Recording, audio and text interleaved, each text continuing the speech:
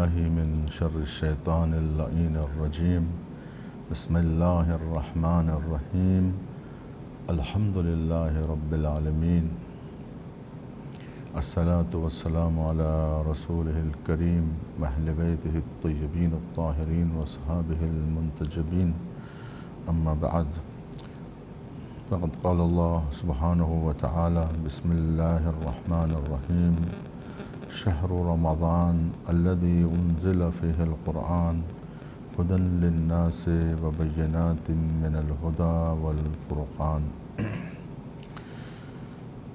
عزیزان ایمان، ماہ مبارک رمضان اور نزول قرآن کے عنوان پر یہ دوسرا اجلاس ہے، دوسرا جلسہ ہے۔ یقیناً قرآن کریم انسانوں کے لیے اللہ سبحانہ و تعالیٰ کی جانب سے دیا جانے والا سب سے عظیم ترین تحفہ ہے۔ قرآن مجید سے بڑی کوئی نعمت نہیں ہے۔ یہ وہ عظمتوں والی کتاب ہے جو تمام بشر کی ہدایت کے لیے نازل کی گئی ہے۔ سورہ بقرہ میں ارشاد ہوا: ذالک الکتاب لا ریب فیہ ھدی للناس ھدی للمتقین، کہ یہ وہ کتاب ہے کہ جس میں کوئی شک و شبہ کی گنجائش نہیں ہے۔ یعنی یہ کتاب انسانوں کی لکھی ہوئی کتاب نہیں ہے، بلکہ یہ کتاب اللہ سبحانہ و تعالیٰ کی جانب سے نازل کی گئی ہے، اور اس کتاب کا اللہ سبحانہ و تعالیٰ کی جانب سے نازل ہونے میں کسی طرح کا کوئی شک و شبہ نہیں ہے کہ یہ کتاب اللہ سبحانہ و تعالیٰ کی جانب سے نازل ہوئی ہے۔ اس کی کسی بھی عبارت پر، اس کے کسی بھی لفظ پر شک و شبہ کی گنجائش نہیں ہے۔ پورا قرآن وحی الہی ہے، الفاظ قرآن بھی وہی ہے، معانی قرآن بھی وہی ہے، اور نزول قرآن کا ہر شعبہ وحی الہی سے تعلق رکھتا ہے کہ یہ جو الفاظ عربی الفاظ ہیں یہ بھی اللہ سبحانہ و تعالیٰ کی جانب سے وحی ہوئی ہے۔ یہ الفاظ جبرائیل کے ذریعے سے املا کروائے گئے ہیں، اور اسی وقت کتاب وحی کے ذریعے سے اسے الفاظ کو صفحہ کرتاس تک پہنچایا گیا ہے۔ قرآن مجید کی ظاہری الفاظ کی تلاوت بھی شرف رکھتی ہے، منزلت رکھتی ہے۔ اس کی تاکید کی گئی ہے کہ قرآن کی زیادہ سے زیادہ تلاوت کی جائے، اور بالخصوص ماہ مبارک رمضان جو نزول قرآن کا مہینہ ہے، اس مہینے میں قرآن کی ایک آیت کی تلاوت کا ثواب عام ایام میں پورا قرآن ختم کرنے کا ثواب رکھتی ہے، کہ اگر کسی نے ایک آیت کی تلاوت کی تو گویا اس نے قرآن کی تلاوت کی۔ جس گھر میں تلاوت ہوتی ہے، روایات میں ہے، حضور صلی اللہ علیہ وسلم نے ارشاد فرمایا ہے کہ جس گھر میں تلاوت قرآن ہوتی ہے اس گھر سے نور ساطع ہوتا ہے، اور آسمان کے فرشتے اس گھر کی روشنی کو محسوس کرتے ہیں۔ باقی سارے مکان قبرستان کی طرح ویران اور سنسان دکھائی دیتے ہیں۔ آسمانوں کی مخلوق کو زمین پر کوئی گھر روشن دکھائی نہیں دیتا سوائے اس گھر کے کہ جس گھر میں تلاوت کلام پاک ہوتی ہے، تلاوت قرآن مجید ہوتی ہے۔ اللہ کے کلام کی تلاوت جس گھر میں ہو اس گھر سے نور ساطع ہوتا ہے، اور رحمت الہی ان تلاوت کرنے والوں کے شامل حال ہوتی ہے۔ ہر روز تلاوت قرآن کرنے کی تاکید کی گئی ہے۔ کہ صبح شام قرآن کی تلاوت کرو، بالخصوص رات کے سناٹوں میں، بالخصوص سونے سے پہلے قرآن مجید کی تلاوت کر کے سوئیں۔ اٹھیں تو نماز کے بعد تلاوت کلام پاک کریں، ہر نماز کے بعد قرآن مجید کی تلاوت کریں۔ ماہ مبارک رمضان میں جتنا ہو سکے قرآن کے محضر میں رہیں، قرآن کے حضور میں رہیں، قرآن ہمارے سامنے رہے۔ قرآن سے بہتر کوئی کتاب نہیں ہے۔ ہمارے ائمہ علیہم السلام معلمین قرآن کا ایسا احترام کرتے تھے کہ جو کوئی بچوں کی تعلیم کے لیے کوئی معلم آتا تو اس کا منہ موتیوں سے بھر دیا کرتے تھے۔ قرآن کی تعلیم دینے والوں کا بڑا مقام ہے کہ وہ اللہ کے کلام کو پڑھاتے ہیں اور اللہ کے کلام سے آشنا کرواتے ہیں۔ قرآن مجید کی شناخت ہر فرد کے لیے ضروری ہے کہ وہ قرآن مجید کو پڑھے۔ قرآن مجید دنیا کی کسی بھی کتاب سے اس قرآن کا مقایسہ نہیں کیا جا سکتا ہے۔ چشم فلک نے آج تک ایسی نعمت کو نہیں دیکھا تھا اور کسی بھی قوم و ملت پر اتنی عظیم کتاب نازل نہیں ہوئی ہے۔ یہ امت مسلمہ کا شرف ہے، یہ امت مسلمہ کی منزلت ہے کہ قرآن جیسی کتاب امت مسلمہ پر نازل ہوئی ہے۔ یہ حضور صلی اللہ علیہ وسلم کی رحمت للعالمین ہونے کا ثبوت ہے کہ نبی کریم نے قرآن نازل کروایا ہے اور قلب مصطفیٰ پہ قرآن نازل ہوا ہے۔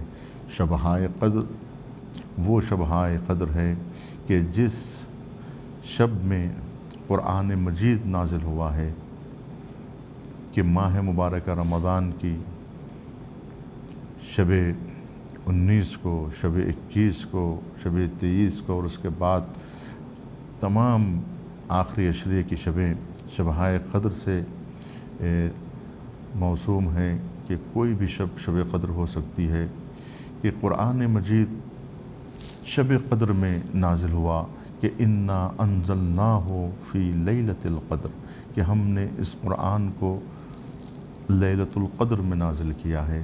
قرآن 2 مرتبہ نازل ہوا ہے، ایک نزول دفعی ہے، ایک نزول تدریجی ہے۔ ایک مرتبہ قرآن نازل ہوا، دفعتاً نازل ہوا، قلب مصطفیٰ پہ نازل ہوا، کل قرآن نازل ہوا، مکمل قرآن قلب نبی کریم صلی اللہ علیہ وآلہ وسلم پہ قرآن مجید نازل ہوا۔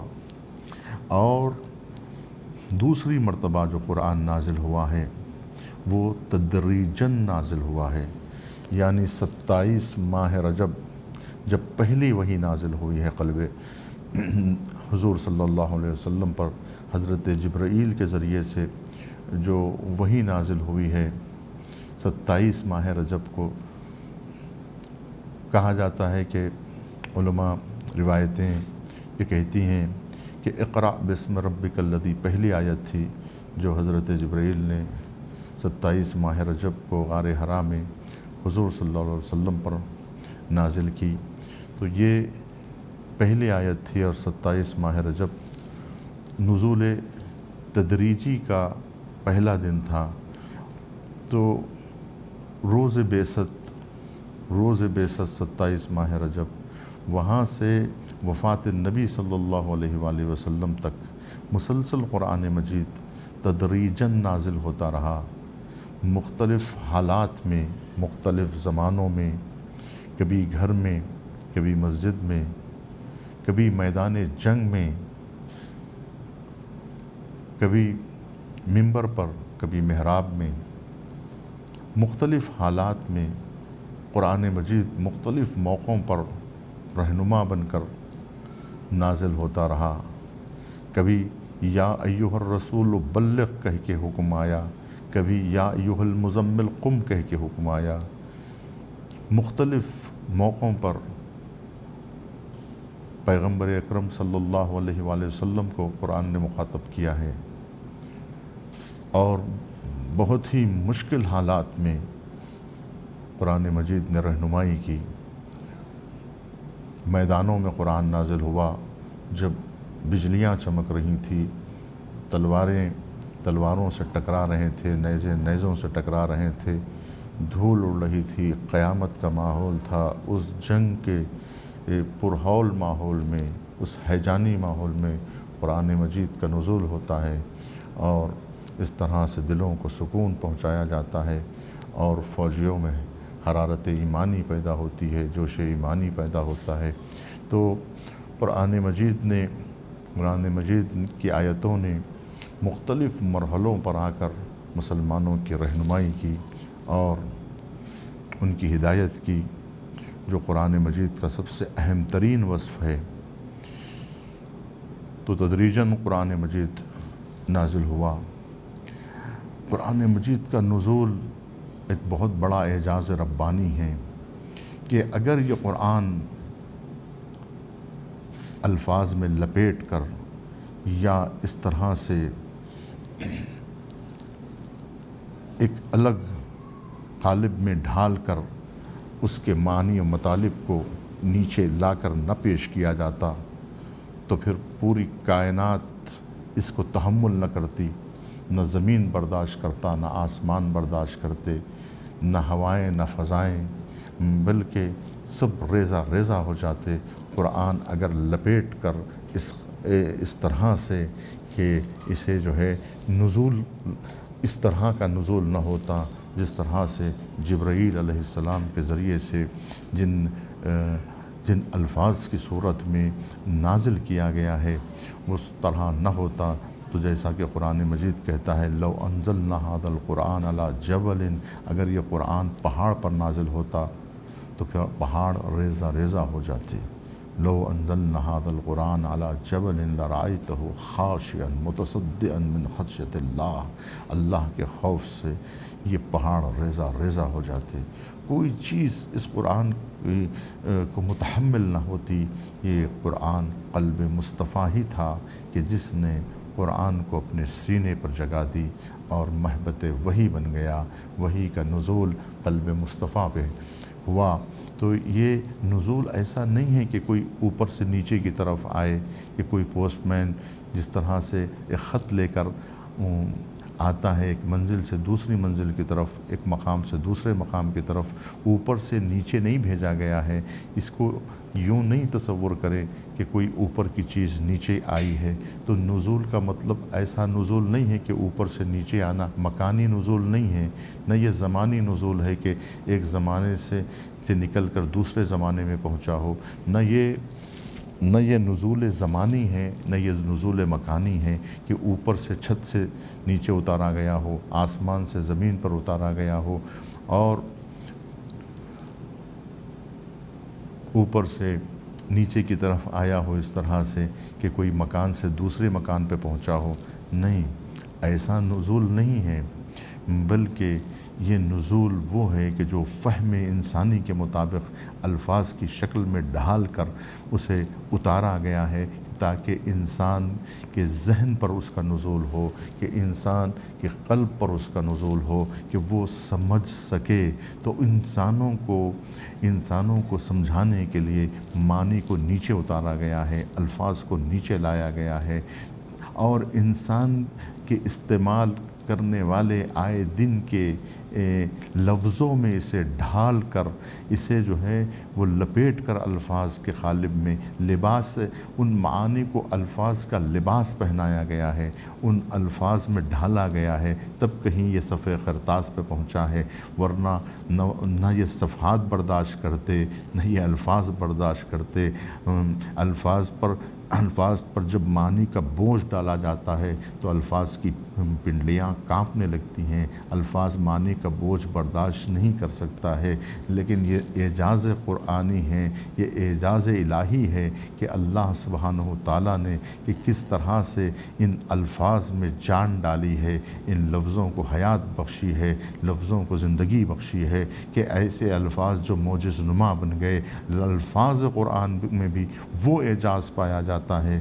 انشاءاللہ لوگوں نے گفتگو کی ہے، اتنی ہزار کتابیں، اتنی ہزار تفسیریں، 1000 سے زیادہ تفسیریں قرآن مجید کی اب تک لکھی جا چکی ہیں، اور ہر سال 100 سے زیادہ تفسیریں لکھی جاتی ہیں۔ کتنے لوگوں نے کتنی کتابیں لکھی ہیں، آئے دن مختلف زبانوں میں دنیا کی، چاہے وہ تیلگو زبان ہو کہ ہندی زبان ہو، دنیا کی جاپانی زبان ہو، کوئی دنیا کی ہزار زبانوں میں قرآن مجید کے ترجمے ہوتے ہیں، اس کی تفسیریں لکھی جاتی ہیں، اپنے کتابیں لکھی جاتی ہیں۔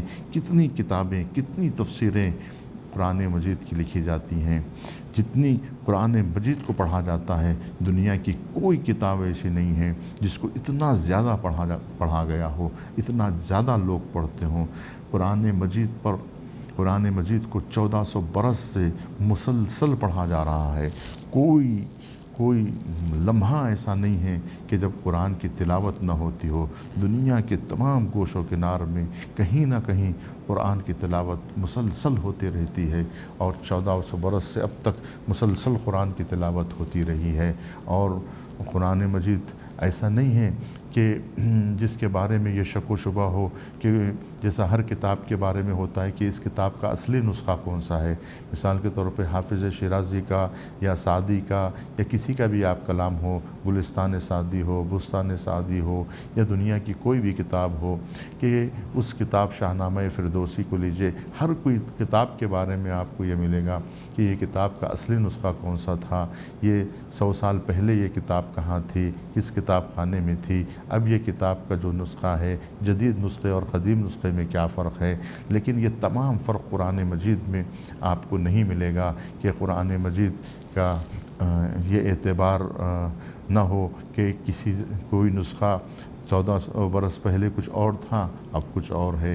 نہیں، ایسا کوئی اختلاف قرآن مجید میں اب تک نہیں دیکھا گیا۔ آپ کو قرآن کے مقابلے میں کوئی دوسرا نسخہ قرآن نہیں ملے گا کہ اس کے علاوہ اور ایک کوئی قرآن ہو، وہ اس روایت سے آیا ہو، اس روایت جیسے انجیل میں آپ دیکھیں گے کہ انجیل مختلف انجیلیں ہیں، اور سب انجیل ایک دوسری الگ الگ روایات سے نقل کی گئی ہیں، لیکن قرآن مجید میں ایسا کچھ نہیں ہے۔ قرآن مجید اللہ سبحانہ و تعالیٰ کا ایک عظیم ترین عطیہ ہے۔ قرآن مجید کی شناخت، قرآن مجید کا سمجھنا ہر فرد کے لیے، چاہے وہ کوئی بھی ہو، کہ بعنوان عالم ہو یا مومن ہو، ہر شخص کے لیے قرآن مجید کا سمجھنا واجب ہے۔ قرآن مجید کی تلاوت کرنا ہر فرد مومن کے لیے واجب ہے۔ علم دین کا حاصل کرنا، حضور نے فرمایا طلب العلم فریضۃ علی کل مسلم والمسلمہ، علم کا حاصل کرنا ہر مومن اور ہر مومنہ پر واجب ہے۔ قرآن مجید منبع علم ہے، قرآن مجید منبع شریعت ہے۔ قرآن مجید کا سمجھنا ہر ایک کے لیے ضروری ہے، ہر ایک پر واجب ہے کہ وہ ایک مومن ہونے کے لیے اس کے لیے ضروری ہے کہ وہ قرآن مجید کو سمجھے، اس لیے کہ جتنا بھی شریعت کا منبع ہے، جتنے بھی احکام شریعت ہے جس کا سمجھنا انسان کے لیے واجب ہے، نماز کا سیکھنا واجب ہے، روزے کا سمجھنا واجب ہے، حج کا سمجھنا واجب ہے، تو جتنی بھی چیزیں ہمارے پاس جو احکام ہیں، ان تمام احکام شریعہ کا منبع، تمام روایات جتنی بھی ہیں، وہ تمام روایات کا اصل جو ہے وہ قرآن ہے، کہ روایات میں وارد ہے کہ اگر روایت کو سمجھنا ہے تو قرآن پر تطبیق کر کے دیکھو، اگر مطابق قرآن ہے تو مان لو، اگر کوئی روایت مطابق قرآن نہیں ہے تو اس کو دیوار پہ دے مارو۔ اس کا مطلب یہ ہے کہ جتنی بھی ہمارے پاس کتابیں ہیں، جتنی بھی روایات ہیں، ان سب کا اصل ماخذ قرآن ہے۔ نبی کریم کے تمام ارشادات قرآن سے لیے گئے ہیں، ائمہ علیہم السلام کے تمام ارشادات کا منبع قرآن ہے۔ جب کوئی کلام پیش کرتے تو فرماتے کہ اس کا اصل ریشہ قرآن ہے، اگر کہو تو تمہیں میں آیات قرآن کے ذریعے سے استشہاد کر سکتا ہوں کہ یہ کس قرآن کی آیت کے مطابق ہے۔ ان کا کوئی بھی قول قرآن مجید کے خلاف نہیں ہوتا تھا، نعوذ باللہ، کوئی بھی ان کا لفظ قرآن مجید سے ہٹ کے نہیں ہوتا تھا، ان کا ہر لفظ قرآن مجید کے مطابق ہوتا ہے۔ ائمہ علیہم السلام کے کلام کا ہر حرف قرآن مجید کے مطابق ہوتا ہے، نبی کریم کا ہر لفظ قرآن مجید کے مطابق ہوتا ہے۔ تو گویا قرآن مجید کے اصل مفسر خود حضور صلی اللہ علیہ وآلہ وسلم ہیں کہ هو الذی بعث فی الامیین رسولا منہم یتلو علیہم آیاتی، کہ پیغمبر اسلام معلم قرآن ہیں، مفسر قرآن ہیں، قرآن کی تلاوت کرنے والے ہیں، قرآن پڑھانے والے ہیں، قرآن سمجھانے والے ہیں، قرآن کے مطابق ہدایت کرنے والے ہیں۔ قرآن مجید نے پوری تاریخ بشری پر، یعنی 1400 برس کی پوری تاریخ پر قرآن مجید کا تاثر آپ کو ملے گا۔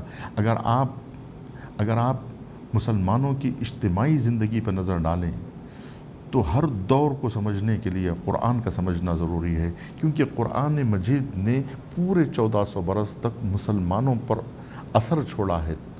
سب سے زیادہ تاثیر اگر مسلمان اجتماع مسلمین پر ہوا ہے تو وہ قرآن مجید کا اثر تھا۔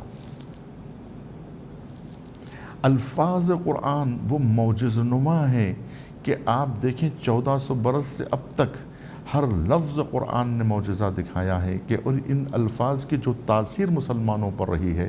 لفظ زکوٰۃ کے نام پر اب تک کتنی زکوٰۃ دی جا چکی ہے، لفظ جہاد پر اب تک کتنی مرتبہ جو ہے وہ حق کا پرچم بلند کیا گیا ہے، اور انصاف قائم کرنے کے لیے جد و جہد کی گئی ہے، اور عدالت برپا کرنے کے لیے کتنی جنگیں ہوئی ہیں، اور جہاد بالنفس ہوا ہے، جہاد بالقلم ہوا ہے، جہاد باللسان ہوا ہے۔ لفظ جہاد پر کتنی کتابیں لکھی گئی ہیں، یہ قلم کا جہاد ہوا ہے، کتنی تقریریں کی گئی ہے، یہ زبان کا جہاد ہوا ہے۔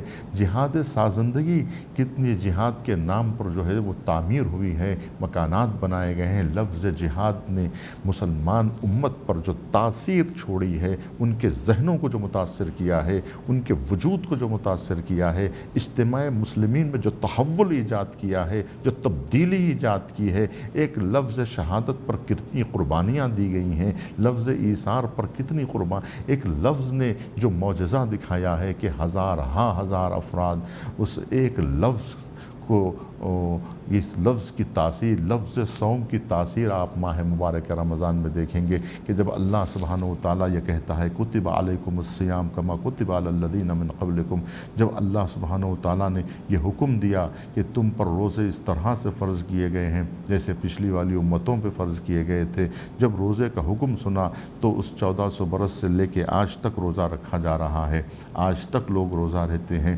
پورے ماہ مبارک رمضان کا پورا مہینہ روزہ رہتے ہیں۔ اس کے علاوہ بھی لوگ مستحب روزے رہتے ہیں، نذر و نیاز کے واجب روزے رہتے ہیں۔ کتنے جو ہیں کتنی تاثیر چھوڑا ہے اس لفظ صوم نے۔ اسی طرح لفظ حج پر جب آواز آتی ہے اذن فی الناس بالحج، جب حج کا اعلان کرنے کا حکم آتا ہے تو لاکھوں کروڑوں لوگ دنیا بھر سے چلے آتے ہیں۔ اس لفظ حج کی تاثیر دنیا دیکھتی ہے کہ اس لفظوں میں جو تاثیر ہے، قرآن مجید کے حکم کی جو تاثیر ہے، اجتماع مسلمین پر جو تاثیر پڑی ہے، کہ آپ دیکھیں گے لفظ زکوٰۃ پر کتنی زکوٰۃ دی جا رہی ہے 1400 برس سے اب تک۔ لفظ زکوٰۃ جب اللہ سبحانہ و تعالیٰ ارشاد فرماتا ہے یا ایھا الذین آمنوا، اے ایمان لانے والو، اقیموا الصلاۃ وآتوا الزکوٰۃ، کہ نماز پڑھو اور زکوٰۃ دو۔ کتنی زکوٰۃ دی جا رہی ہے 1400 برس سے اب تک، دہانہ کھلا ہوا ہے کہ مسلسل جو ہے وہ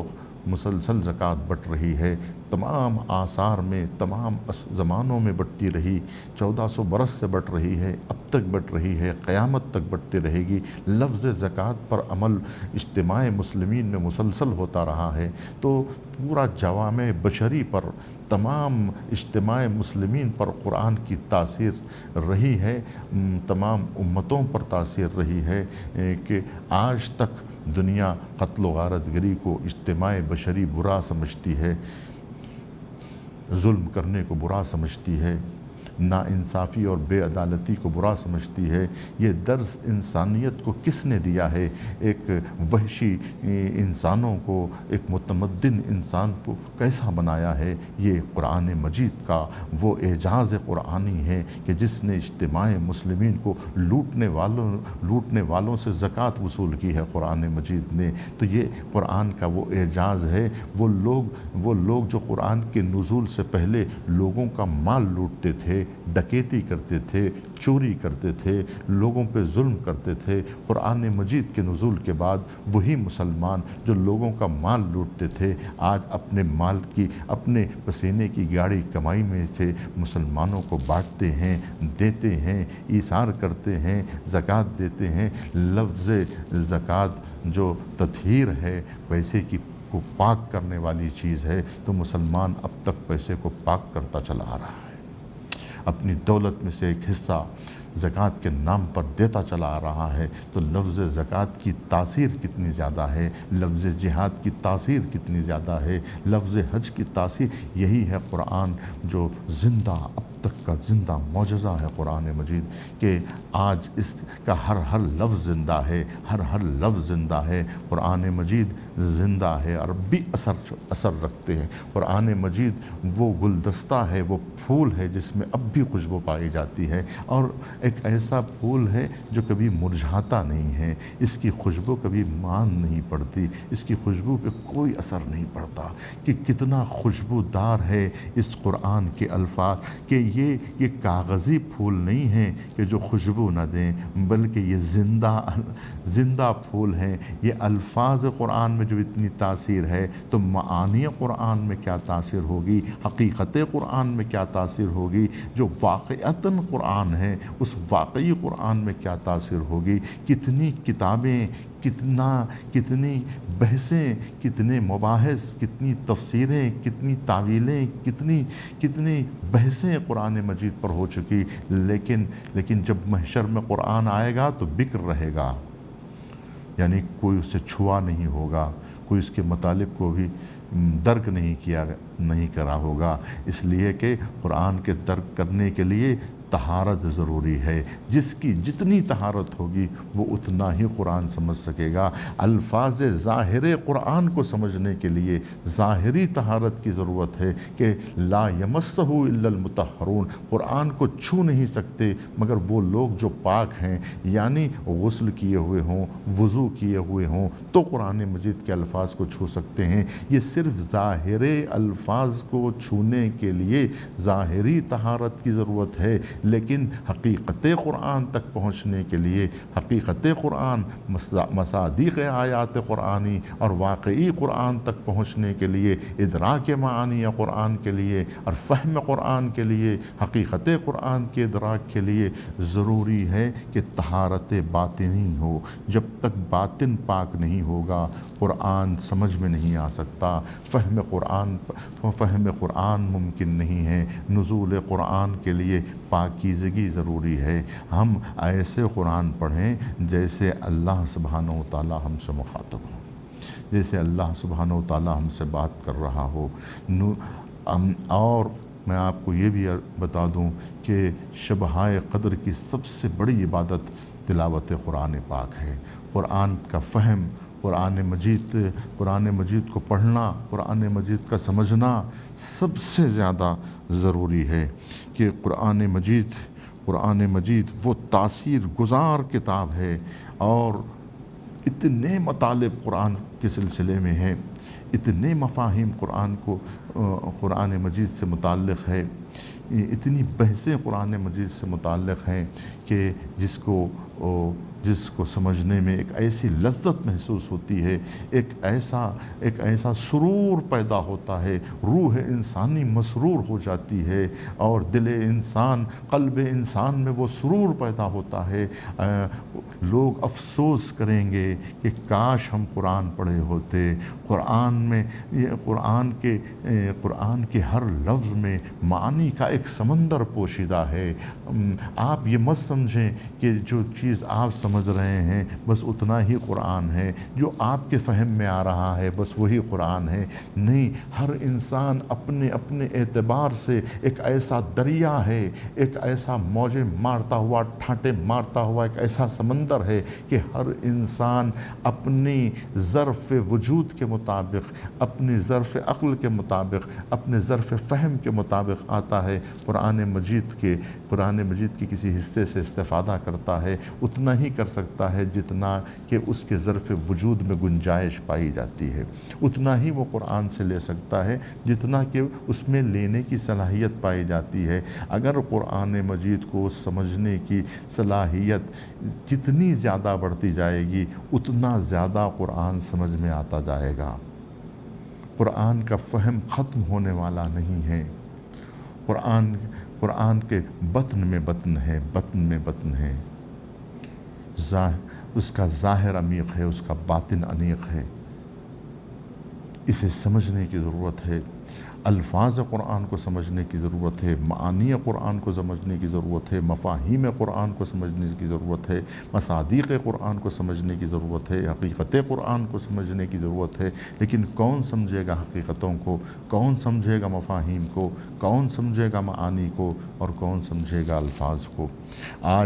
آج ہمارے پاس الفاظ قرآن سمجھنے کے لیے بھی وہ علم نہیں ہے۔ یہاں تک کہ سب سے بڑی بدبختی مسلمانوں کی یہ ہے کہ وہ قرآن سے دور ہیں، قرآن کی زبان سے آشنا نہیں ہیں، قرآن سمجھ نہیں پاتے، یعنی الفاظ نہیں سمجھ پاتے تو معنی کی بات دور ہے، مفاہیم کی بات دور ہے، اشارات قرآن کی بات، لطائف قرآن کی بات اور حقائق قرآن کی بات تو بہت دور ہے۔ ابھی لفظ مسلمان وہاں تک نہیں پہنچا ہے، الفاظ قرآن تک نہیں پہنچا ہے۔ جس کسی سے کہیے کہ ہم نے قرآن ختم کر دیا، کتنی مرتبہ ختم کیا، کہتے ہیں کہ ہم نے 100 مرتبہ قرآن ختم کیا، 10 مرتبہ قرآن ختم کیا، ختم قرآن ہو گیا، ماہ مبارک رمضان میں پورا قرآن ختم کر دیا۔ لیکن پوچھے کہ کیا سمجھا؟ کوئی پوچھے کہ کوئی ایک آیت کا مطلب سمجھے، الفاظ قرآن کو سمجھے۔ دیکھیے، لطائف کو تو نہیں سمجھ سکتے، مفاہیم تو نہیں سمجھ، لیکن الفاظ قرآن کو بھی سمجھا، تدبر کیا۔ قرآن مجید کہتا ہے کہ تدبر کرو، فکر کرو، غور کرو، افلا تدبرون، تم تدبر کیوں نہیں کرتے؟ تو پھر قرآن تو کہہ رہا ہے تدبر کرو، لیکن ہم نے کیا تدبر کیا؟ ہم پڑھتے ہیں اور قرآن ہم سے کہتا ہے تدبر کرو۔ جب ہم قرآن میں پڑھتے ہیں تو عربی میں یہ لکھا ہوا ہے کہ تدبر کرو، تفکر کرو، تم سوچتے کیوں نہیں؟ قرآن کہہ رہا افلا تفکرون، تم سوچتے کیوں نہیں؟ افلا تدبرون، تم تدبر کیوں نہیں کرتے؟ قرآن تو یہ کہہ رہا ہے، لیکن ہم نہیں سمجھ پا رہے ہیں کہ قرآن کیا کہہ رہا ہے۔ جب ہم کو قرآن نہیں سمجھ میں آ رہا ہے، ہم کو یہ نہیں پتا ہے کہ قرآن کس چیز کا حکم دے رہا ہے، تو پھر قرآن پڑھنے کا کیا فائدہ ہمیں پہنچے گا؟